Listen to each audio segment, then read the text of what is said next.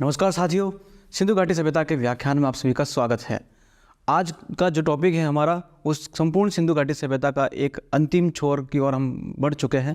और सिंधु घाटी सभ्यता का आज का जो टॉपिक हमारा होगा वो होगा उसके कुछ उत्तरी हड़प्पा के क्षेत्र होंगे और सिंधु घाटी सभ्यता का पतन कैसे हुआ, किस प्रकार से ये सभ्यता समाप्त हुई और एक नई संस्कृति का जो युग प्रारंभ होगा उसके बारे में हम जानेंगे।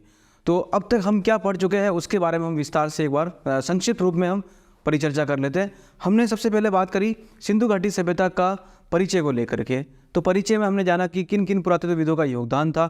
उसमें हमने सबसे पहले अर्नेस्ट मेके को देखा, है ना, फिर John Burton, William Burton, Alexander Cunningham और दयाराम साहनी, राखलदास बनर्जी। ये सब देखने के बाद हमने सिंधु घाटी सभ्यता के एक परिचय को लेकर देखा कि भाई सिंधु घाटी सभ्यता का परिचय के बाद विस्तार को लेकर के बात की। तो विस्तार में उत्तर से दक्षिण तक इसकी कितनी लंबाई थी, पूर्व से पश्चिम तक कितनी लंबाई थी, और हमने पूरा देखा कि इसका क्षेत्रफल कंप्लीट कितना है, ये भी हमने पूरा जाना। और उसके बाद इस सिंधु घाटी सभ्यता के निर्माता कौन थे, निर्माता को लेकर के बात की। और फिर सिंधु घाटी सभ्यता को जो कालक्रम था उस कालक्रम को लेकर के बात करी। और जो प्रत्येक स्थल थे उन स्थल को हमने पूरा देखा। और उसके बाद एक एक स्थल को क्या क्या एविडेंस मिले, क्या क्या प्रमाण मिले, साक्ष्य मिले, उसके बारे में जाना। और वो होने के बाद हमने सिंधु घाटी सभ्यता का नगर नियोजन देखा, उनका आर्थिक जीवन देखा, व्यापार कैसा था, उनकी लिपि क्या थी, उनके उद्योग क्या थे, उनका सामाजिक और धार्मिक जीवन क्या था। ये सारी बातें भी हमने परिचर्चा की। आज हम बात करेंगे सिंधु घाटी सभ्यता का जो हड़प्पा संस्कृति है उसकी जो उत्तर हड़प्पा संस्कृति के जो कुछ अवशेष है, कुछ स्थल है, उनके बारे में जानेंगे। तो हमें इसके उत्तर हड़प्पा संस्कृति कुछ अवशेष प्राप्त होते हैं रंगपुर और प्रभास पतन से। ये दोनों ही गुजरात में है। देखिए, उत्तर हड़प्पा संस्कृति के जो अवशेष जो हमें देखने को मिलते हैं वो गुजरात ही नहीं बल्कि हरियाणा में, पंजाब में, है ना, और भी अन्य स्थानों पर देखने को मिलते हैं। और अब देखो, एक संस्कृति को हम देख रहे हैं यहाँ पर, जोकर जाकर संस्कृति। ये जोकर जाकर जो संस्कृति है ये पाकिस्तान के सिंध प्रांत में है। कहाँ पर है? सिंध प्रांत में। यहाँ पर भी हमें इसको अवशेष देखने को मिलेंगे। और कब्रिस्तान एच जो संस्कृति है ये हमने पढ़ा है हड़प्पा स्थल में और बावलपुर में। हड़प्पा स्थल में और बावलपुर में हमने ये जाना था। गांधार कब्र की जो है ये हमारा जो पूरा क्षेत्र है पेशावर वाला क्षेत्र है, ठीक है। कंप्लीट क्षेत्र जो है ये पेशावर वाला पाकिस्तान के, वहाँ से इसका संबंध है। और ग्रामीण सभ्यता और ताम्रपाषाणिक सभ्यता की ये हमें उत्तर हड़प्पाकालीन संस्कृति के अवशेष के रूप में हम देख सकते हैं।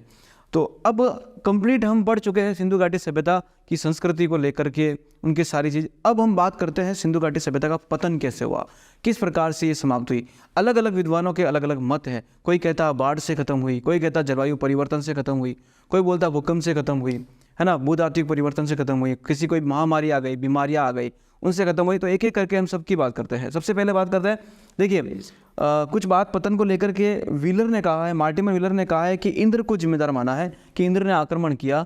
जो वैदिक संस्कृति का एक प्रमुख देवता के रूप में हम देखेंगे, आर्यों का राजा के रूप में जानेंगे, पुरंदर कहेंगे। तो उसके बारे में पहले बात की जा रही है कि इंद्र को हड़प्पा सभ्यता के पतन के लिए जिम्मेदार माना है। किसके लिए जिम्मेदार माना है? हड़प्पा सभ्यता के पतन के लिए जिम्मेदार माना है। मार्टिमर व्हीलर ने यह बात कही है, ठीक है। कोट दीजिए सिंध प्रांत में, उसका पतन कैसे होता है? एक भयंकर अग्निकांड हुआ, इसकी भी हमें अवशेष देखने मिलता है। कोट दीजिए का पतन के बारे में ये बात बताते हैं।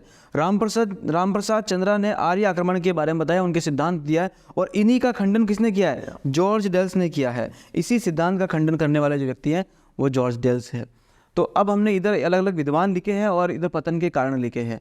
तो आर्यों का आक्रमण के कारण ये सभ्यता समाप्त हुई, आर्यों के आक्रमण के कारण ये सभ्यता समाप्त हुई, ये कहने वाले हैं मार्टिमर व्हीलर और गॉर्डन चाइल्ड। याद रहे परीक्षा में किस प्रकार प्रश्न पूछा जाएगा कि मार्टिमर व्हीलर ने सिंधु घाटी सभ्यता के पतन का क्या कारण बताया। तो 4 ऑप्शन दे देंगे, 1 2 3 4, और आंसर क्या रहेगा ये। तो इस प्रकार से आपको सब ये क्रम मतलब मिलान कीजिए, सुमेलित कीजिए, इस प्रकार के प्रश्न बनेंगे इसको लेकर के।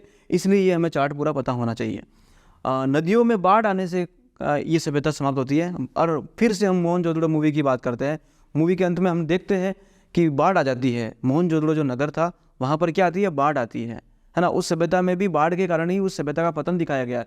तो ऐसा कहने वाले व्यक्ति कौन है? SR राव और जॉन मार्शल और अर्नेस्ट मेके।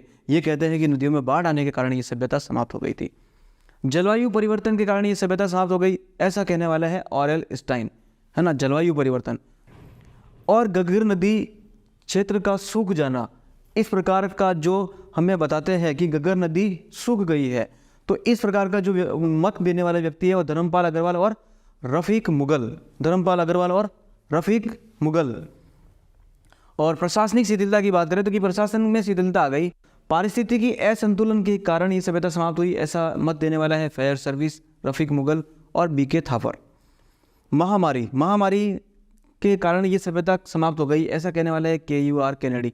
और ऐसा कहा जाता है कि मतलब KUR केनेडी ने मलेरिया के प्रमाण बताए, तो शायद मलेरिया की वजह से भी ये सभ्यता समाप्त हो गई हो, तो मलेरिया, है ना, मलेरिया बीमारी कारण महामारी, उस कारण ये सभ्यता समाप्त हो गई हो।